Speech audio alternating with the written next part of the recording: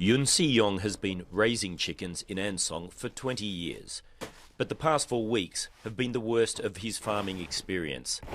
Yun was forced to suffocate his entire flock, 27,000 chickens worth $200,000, after the H5N6 avian virus was detected on his property. It has been a month since I had to kill all my chickens and bury them.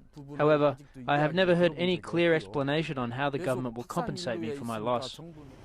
The speed with which this virus has spread is astonishing. Farmers across the country are culling chicken and ducks in their millions.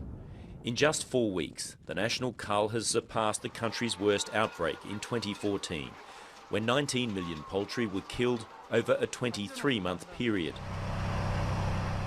And to make matters worse, a second strain called H5N8, described as highly pathogenic, has been detected in wild bird excrement, marking the first time 2 types of avian flu virus have spread simultaneously. So far, there have been no human infections. Were it not for the presidential political scandal, the outbreak would be making headlines in South Korean news.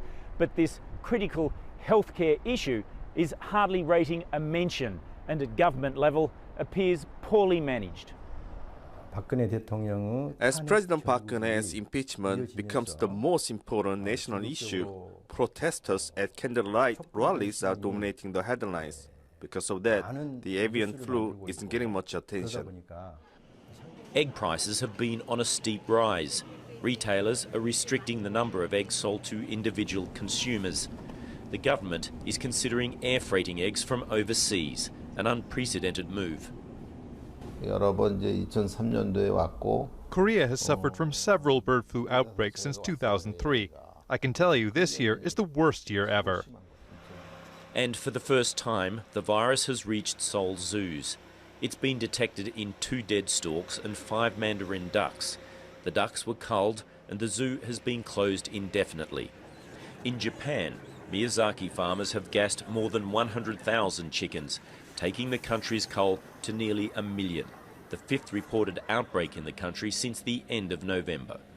Craig Leeson, Al Jazeera, Seoul.